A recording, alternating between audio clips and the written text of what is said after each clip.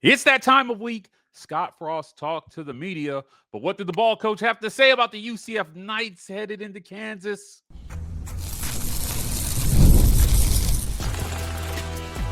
You are Locked On UCF, your daily podcast on the UCF Knights, part of the Locked On Podcast Network, your team every day. Welcome on in to Locked On UCF, your daily UCF podcast. I'm your host, Mike G. Turn us up, turn us on, turn it out. I'm here with my good friend, James Duncan, UCF sports commentator extraordinaire, to talk a little UCF football. Thank you guys for making us your first listen of every single day. Today's show is brought to you by our friends at Mazda. Move and be moved by Mazda. We hope to move you on today's show. We're going to talk about what Scott Frost said to the media this week on the eve of the Kansas game in the bounce house.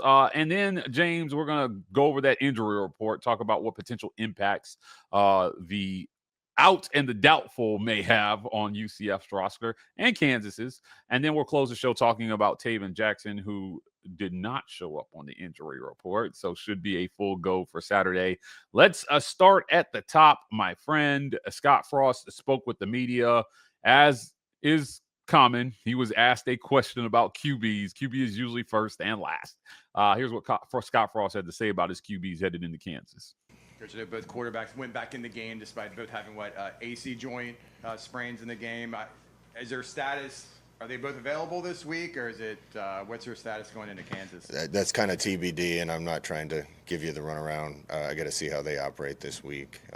It's great that we have Cam ready to go again too. So we'll figure that out as the week goes along. Yeah, and what's kind of Cam's status? Because he enters the season as a starting quarterback. We know he got hurt. Is he back to where he needs to be 100%? Is he the backup, or how would you categorize Cam's role right now? We'll see. I know he can play, and he can play well. So this week's got to help determine that based on how everybody looks in practice and who's ready to go and who isn't. And we'll make just like a lot of positions, we'll play the guy that gives us the best chance to win. Scott Frost, the master of giving us something but giving us absolutely nothing at the same time. Look, Cam Fancher, I like that he's not closing. You have to keep those guys engaged. And I like that he's not closing the door on the other QBs because their time could come. Look, Cam won the job. Taven's job time came a quarter and a half later, James. But what do you make of his comments about, the QB position? As I mentioned, Taven Jackson didn't show up, so I assume he's going to be the guy. But Cam Fancher has to stay ready. Scott Frost has not closed the doors on his backups. Yeah, no, I like that Cam is still in that room. He's not fully removed from that section of the offense, and I think that's good. I think he's still got a chance to get out there this year. Obviously, it's been kind of tough sledding in the QB room these first couple weeks. As per usual for us UCF fans, we understand what that feels like. For the past however many years, we've started 3+ quarterbacks throughout the year. It's not new to us. But I do think that, obviously Taven's your guy going into this week. Obviously him and Jacurri both suffered AC sprains, but knowing what we know now off the injury report, which we will show in our next section, Taven's good. Taven's not questionable. Taven is not out. He is in for this game. Jacurri, on the other hand, questionable to play this game. Hope everything is well with him. Obviously, he's a great change of pace quarterback that brings in an athletic run game. But like you said, Scott Frost gives us something, but nothing. But we know Taven's got to be the number one. We do know that. Look, he was asked a question about I've told you, I feel like this team goes as Taven Jackson goes. That's just where I'm at until further notice. But he was asked a question here, an interesting one, about how you avoid that inevitable, it feels like, losing streak in year one. Hopefully Taven can help him stave that off. But let's listen to what Scott Frost had to say about mid-season slumps. Scott, the last 2 seasons, UCF started out 3-0 and then had brutal 5-game losing streaks. How do you avoid one loss turning into 2 or 3 or 4 and going into that, maybe a streak like that? Sometimes when those things happen, it's because you're just losing close games and you're fighting, and that's football. You win some, you lose some. I think other times When that happens to teams, guys can kind of cash it in a little bit. I don't expect this team to do that. That doesn't mean we'll win the next one. Doesn't mean we won't. This league is going to be a battle every week, but I feel great about the players we have on this team. We're going to keep fighting, and we might win 3 in a row, we might lose 3 in a row, we might win 1, lose 1. No matter what, coach is going to keep coming to work and trying to give us our chance the next week, and the players got to do the same thing. This might sound like a coach speak answer, but I actually like this answer a lot. It's, hey, we're going to stay together no matter what. This speaks to culture and the renewed culture in Orlando now that Scott Frost is the coach. I don't want to say the guys quit on Gus last year, but the fans definitely quit on Gus last year. And you've heard me say again and again, where there is no hope, a lot of things can go awry. Scott Frost says, look, man, through ups and downs, go Knights. And I've got to agree, if he's got these guys in that mindset where it's like, hey, we're going to forget the last game. We're going to forget the last play, no matter how good or how bad, and we're going to do our best on the next. I think that's a good headspace for the UCF Knights to be in. Yeah, absolutely. You can tell that just the culture that he's building there. It's very moving forward central. And I really do like that. It's very focused on just continuing forward. Something else, a brief notion, something that he mentioned in that same press conference, was about the fact that no one had approached him about redshirting the year or stopping playing. And that's very important because we had a starting wide receiver, our starting kicker. We had multiple players last year opt out of finishing the year after the 3rd or 4th game to preserve their red shirt. Something that's very important to note this year is that that's not happening with your main guys. And so far that I've heard, that's not happening with any guys that are intended to play in the 2 deep. Obviously we'll know more come Saturday who's out there not dressed, and we'll figure that out. But definitely interesting to see big culture shift there from the past 4 years, Mike. Yeah, I mean, look, nothing says I'm quitting then this season is FUBAR and I'm saving my red shirt.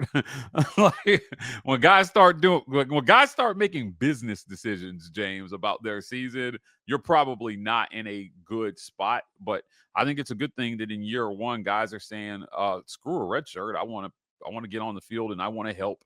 Your whole season is still in front of you if you're UCF. I think that can't be noted. So there's a lot of talk about what this season is and could be, and the question about losing streaks, but ultimately you've lost 1 game and that's it. You've lost 1 conference game. Your whole season is still in front of you. You've got to have a 1-0 mentality, I think, going into Kansas here. But part of having a 1-0 mentality is about growth. And growth through executing. He was asked a question about where he feels like UCF needs to grow, and he answered that, and he said execution. Let's listen to what Scott Frost had to say. Coach, you mentioned a lot of room for growth. Where stands out the most that you can see the biggest area for improvement? It's just execution. We didn't execute very well Saturday, and a lot of that falls on me. We had a lot of mitigating circumstances in that game that made it a challenge. Certainly thought we had our chances. Offensively, we just didn't keep drives going and give ourselves opportunity to hit big plays often enough. Didn't protect well enough. Made some bad decisions. And our plan going in was to try to keep the defense off the field, and it completely went the other way on us. And the defense played well for a long stretch of that game. We just left them on the field too long and gave them opportunities that we didn't have. But all that comes down to a little better execution on offense, and we keep some drives going and give ourselves chances to call more plays that eventually hit. It's the detail, and usually, when you're not real experienced, the detail can be lacking, so we got to fast track that. We got to execute better. Keep our defense off the field. He felt like the defense gave him a chance, but the offense did not execute at a high level. That led to some not so advantageous situations for the defense. What do you make of his comments here about, executing. It feels like, to me, sounds like he feels like they have a really good plan in place. But if guys don't execute, it's going to be really hard to win football games. Yeah, no, definitely. I think you watched a lot of plays that were schemed for players to get open, and there seemed like there was a lack of, I hate to say this word, but effort. I think when guys are out there for too long, they get tired, and they got tired too quick. The execution just wasn't there on certain plays, especially, obviously having a false start in the red zone and then backing it up with 2 delay games. There's just very minor mistakes where you are put in a position to win, or you are put in a position to move forward, and you don't make the play that is there to be made. And that's all about, what Scott Frost is preaching here. Execution is going to be the most important things for the Knights this coming Saturday against Kansas. Yeah, look, you've got to be poised to execute. And he was asked a question. You kind of hit on it there when you talked about guys getting tired. He was asked a question about lack of poise in certain moments, penalties, kind of creeping in at the wrong time. And he said something about their conditioning that I thought was interesting. Let's hear what Scott Frost had to say about UCF and lack of poise in certain moments. I wanted to follow up on that, the drive where the offense suffered multiple delayed games, penalties. Do you feel like lack of poise was a factor in that? Yeah, I don't know. We felt like we got the play calls in early enough. We just got to get in and out of huddles better. That starts in practice, and we got to be more clear and concise in the huddle to make sure everybody has it. And I also thought we got worn out. We got in a position where we had to go super fast, which we're capable of doing, and guys are going to have to play 8, 10, 12 plays in a row. And I think sometimes fatigue gets us, and then we're not as fast into the huddle. We're not as fast breaking the huddle. So we have to be better in those situations than we were. And, again, I'm not pointing the finger at anyone. That's just something we all need to work on. We got to be better in those situations. Kind of pointed to conditioning and guys kind of getting tired, being fast in and out of the huddle. UCF has to play fast in moments. But penalties, like I know, will kill you, especially when you are maybe not the most talented team. You cannot shoot yourself in the foot in critical moments with false starts and offsides and silly penalties that should be avoided.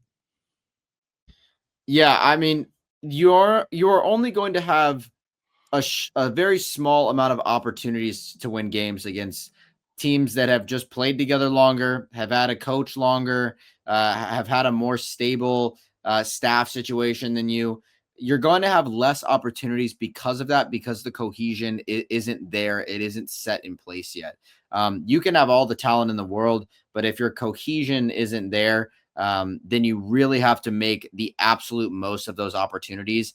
And poise and comfort and stability in your offense and the ability to make those game time decisions are what's going to give you the opportunity to win. I think that is going to be extremely clear against Kansas, who that group has been together for a decent amount of time. Obviously, Jalen Daniels has been playing football since I was a sophomore in high school.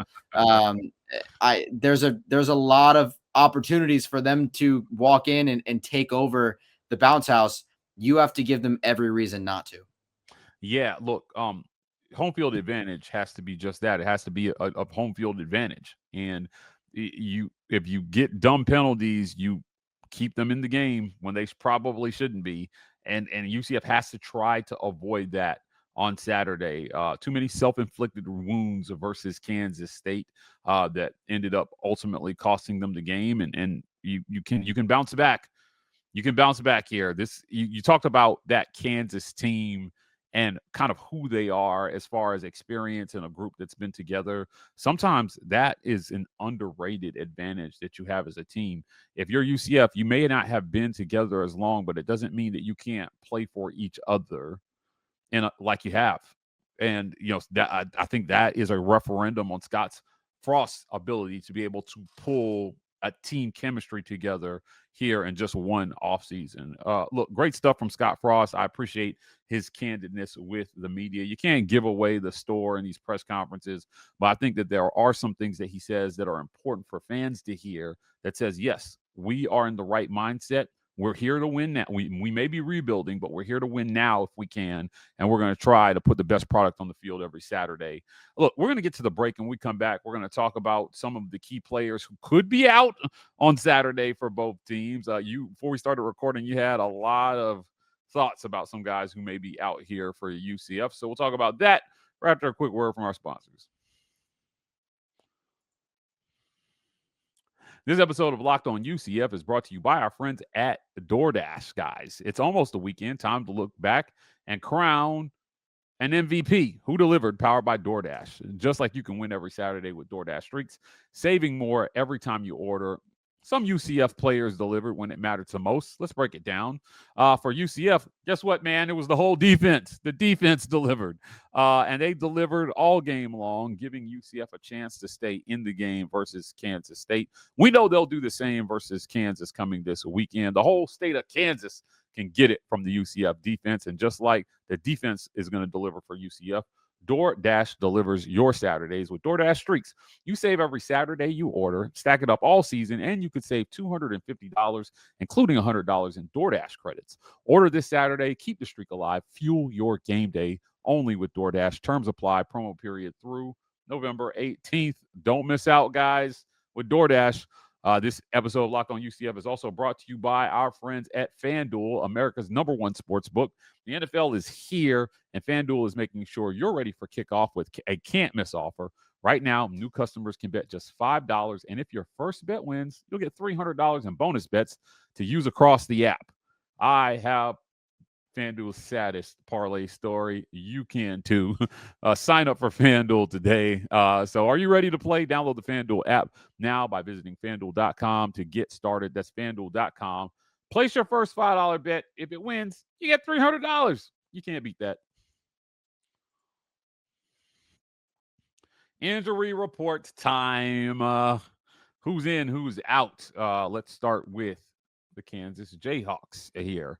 Out for the Kansas Jayhawks, running back Daniel Highshaw Jr., safety Laquan Robinson, defensive end Dylan Brooks, tight end Deshaun Hanukkah, safety Mason Ellis, offensive lineman David Abajian, I believe I said that right, D lineman Jason Strickland, tight end Conley Hovey, wide receiver Jaden Nickens. And then out for just the first half is linebacker Bangali Kamara.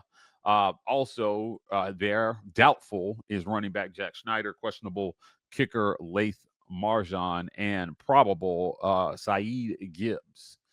So that's the injury report there for Kansas. I encourage you, head on over to Locked On Jayhawks. My guy Derek Johnson does a great job over there filling you in on everything Kansas. He joined the show earlier this week, James, to talk about the impact of certain Kansas Jayhawk players. Let's jump over on to UCF. Who's out? Who's in for UCF? Out for UCF, Horace Lockett. Woo! You can't see James right now, but he is shaking his head. Jalen Hayward, Jacoby Good, Caden Peening, the freshman tight end, Jaden Williams, another out, man. Jaden Hurts, and Josh Dorsainville. Talk to me, man, about who's out here for UCF. We had some feelings about how many tackles for a loss UCF is losing this weekend with Horace Lockett being out. Yeah, I mean, this is an absolute brutal loss for the UCF offensive line. Combining that with the loss of Isaiah Nixon. Now, are they questionable or are they out, Mike? These guys are out. These are the guys who are out. We'll get to questionable here in a second, but these guys are out. Yeah, Horace being out is a bad deal. He is the second leading defensive tackle in tackles for loss. You found him in the backfield on the very first play against Kansas State. The guy's an absolute maniac. He plays the same, roughly the same amount of snaps as your starters, John Walker and RJ Jackson. He's out there all the time. He's getting hands where he needs to get hands. He leads the defensive line in pass deflections. The guy is an animal in pass rush and in defensive run stop. Definitely a big loss to the UCF defensive line. Also, Jalen Hayward, young guy, sophomore, as well as Jacob Good, both sophomores, missing from the secondary. Big depth pieces missing there. Jalen is your backup safety. Jacob Good is also in that safety / night spot. Definitely a bad deal there. Caden Peening being out is very large. Kylan was out, or not Kylan. Caden is out this week for sure. Dylan Wade was out last week. That is 2 of your starting tight ends, leaving you with only Kylan Fox and Max Drag at the tight end spot. Neither really known for their blocking. Max Drag is a newer guy to us UCF fans, and he was used more as a blocking tight end these first couple of games. But definitely missing Dylan Wade last week was brutal, and now definitely missing Caden Peening, who I guess re-aggravated an injury as he missed the first couple games with injury as well. Jaden Williams being out again, brutal for this defense. Really brutal. I mean, an absolute terrible lineup of guys to lose. And get on the questionable list, it doesn't get any better, Mike. It doesn't. Speaking of the questionable list, let's take a look at who's questionable here. Guys who could be out but may play. Again, you mentioned Dylan Wade, who was out last week. Linebacker Kelly Lawson, a guy we've talked about a lot. Isaiah Nixon. Oh man, if he can go, it helps you a lot here. I think Jacurri Brown, as they mentioned him suffering the sprain there last week, and then Isaiah Reed, all questionable for the Knights headed into Kansas. Talk to me about the questionable list. Is there a situation here with the questionable guys where if you can rest them, you do, or do you roll the dice with some of these guys? I would say most of these guys you're going to need to play. Isaiah Reed could make his UCF debut with 3 UCF DBs being on the out list.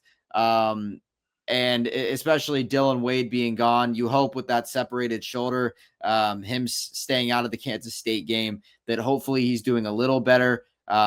If you don't push Dylan Wade to start this game or play a majority of snaps this game at tight end, or even be your tight end 2, you are down to just 2 tight ends that haven't really seen the field much, other than Kylan as a receiving tight end. And then can we pop that list back up there, Mike? Yep. You've also got Kelly Lawson, who came into the year as a massive leader for this defense at the linebacker spot. Very talkative, very big on leadership. Combining that with Isaiah Nixon, who, has been a Knight through and through, also has plenty of tackles for a loss. You're out 5 tackles for loss on the entire year, just between Isaiah Nixon and Horace Lockett if he doesn't play. Jacurri Brown, obviously, with that AC sprain to the off shoulder. And like I mentioned before, Isaiah Reed, if he does play, could make his UCF debut. Definitely a bad situation on the questionable list. You hope most of these guys are ready to go by Saturday. If not, you're in for a rude awakening, especially with the whole Horace Lockett situation. His backups, I guess the guys that were in the 3 deep have played about 15 snaps combined this year. So definitely an inexperienced unit for sure. Look, depth starting to show here as we move into kind of like the midway point of the season. You knew this was going to be a concern at some point, right? The attrition that eventually hits every single roster shows you how much work you still have left to do in recruiting and in the portal every offseason to make sure that one injury doesn't take down your whole defense. Jaden Williams, man, I'm telling you, like you highlighted him coming into the season. He is as advertised, man, just good, just a huge loss for UCF being there on the out list here for 2 weeks straight. Sometimes injury creates opportunity, and unsung heroes can arise when a guy is injured. I think that's how we arrived at Taven Jackson, who we will talk about next. He must continue to bring the action or put the action in Jackson for UCF if they expect to beat Kansas. We'll talk about him next on Locked on UCF. This episode of Locked on UCF is brought to you by our friends at Mazda. Look, for those who believe it's not just about the game, it's redefining it. There are moments that do more than just put points on the board. They move crowds, they move culture, and they keep the game moving forward. And at Mazda, they craft cars to help you keep moving forward every day, whether it's on your daily commute, taking the kids to school, maybe you're just headed to work or going on a vacation. Mazda will get you there, and they'll get you there safely. When you follow what moves you, the unexpected is only the beginning. And just like there's more to every highlight, there's more to every Mazda vehicle. Mazda, move and be moved.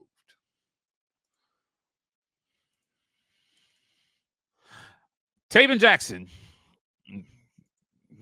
They are saving Tayven. Tayven will save them on Saturday, hopefully, against Kansas State on Saturday.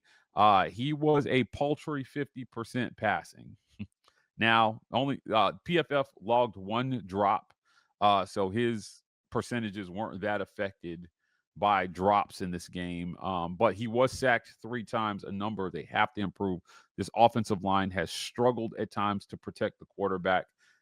Taven Jackson is your guy because even in light of some of that pressure, he's still finding ways to deliver. But he's got to get the ball out of his hands. He's got to be precise. And James, he's got to continue to hit those downfield throws. Now, he got 5 such shots against Kansas State. He hit on 2 of them, one deep outside left, one deep outside right, and then he had an interception deep outside right as well, too.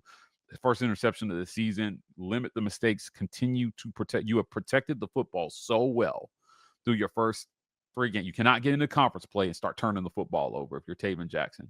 That's how Cam Fancher finds his way back to QB1, is that Taven starts turning the ball over. Talk to me about Taven Jackson, man.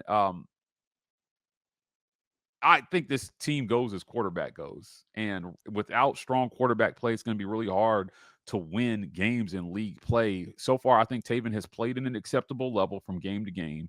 He's given UCF just enough chances to win, but the guys around him have to execute, and the offensive line has to step up and give him time to do his thing. Yeah, no, Tayven is going to have to buy some protection. He is going to absolutely, he is going to need it, my friend. Yeah, no, 3 sacks last game, and that I don't think that's counting how many times Jacurri got sacked. This offensive line definitely gave up a lot of bad numbers last game, going from 0 sacks against UNC to 3 sacks only for Tayven, who played half the game. Definitely bad from the UCF offensive line. Definitely need to get him some more time and some more room in the pocket for sure. Chalk that INT up as just an unbelievably athletic play from the DB. Yeah. Tayven put that ball on Dwayne Thomas Jr.'s head, and it was in his hands and was physically ripped out from the DB. And somehow the guy stayed in. An unbelievable, like I got to give flowers to whoever that Kansas State DB was, because unreal pick. I don't even blame Tayven for that. Now, do I think that Tayven threw some questionable balls that game that probably should have been picked? Yeah, Absolutely. He had a couple turnover worthy plays. Yes, for sure. Absolutely. But that deep ball to Marcus Burke, where Burke kind of caught it on his back shoulder, like turning away into his chest, down deep left, that makes you feel good. That was in a big moment. Tayven has put the ball where the ball has needed to be probably about 60 to 70% of the time in big moments there. You would like to see him continue to be aggressive. I know that we want him to take the play that is there, but oftentimes the play that's there is 30 to 40 yard down the field. Yeah. We want him to take those shots. You have athletic receivers like Marcus Burke who can get up there and make a catch. Same with DJ Black. Obviously, I'm not particularly all for throwing a 50-50 ball to Dwayne Thomas Jr. He is 5'8", I do believe. So not the best height matchup there, but definitely a slot guy that you want running outs, drags, jet sweeps whenever you can. Definitely a playmaker in yards after catch. But yeah, Taven needs to feed these guys in order to be successful, but he needs time to feed them. He does need time to feed them. Look, I appreciate the contextualization of the interception there for Tayven. Just sometimes DBs make plays. It happens, but you still have to protect the football. As you mentioned, there are receivers who can go up and win that 50-50 ball. And that's got to be a consideration when you drop back to let it rip, because you cannot afford the turnovers if you're UCF. In conference play, the margin for error is going to be so thin for the Knights here coming down the stretch. And they've got to stay ahead of it, man. They've got to get out fast. They cannot play from behind, and they've got to hold on for dear life. I think if you can win time and possession, try to run the football a little bit more with Jaden and Myles. Those guys have been real. The run game has been real boom or bust here so far through a few games. But there are big plays to be had in the run game. And when those guys get loose, they're tough to get to, man. I don't know. I like UCF's chances in this game. This won't be the last time you and I talk this week, so we'll get to predictions on another show. I'm gonna let you dwell on it for at least 48 hours before we come back and make a prediction, James. But look, man, I want to thank you for joining me today on today's episode of Locked On UCF. Guys, thank you so much for making us your first listen of every single day. But it's another big moment on Locked On, James. College football fans, Locked On and Fire TV present College Football Kickoff, your ultimate college football weekly preview. Drake Toll of Locked On Big 12 joins the conversation alongside two-time AP Coach of the Year Gary Patterson, college star Jesse Holley, and Locked On's local experts. A college football preview only Locked On can do. Catch College Football Kickoff every Thursday throughout the season on Fire TV. Catch us here tomorrow on Locked On UCF.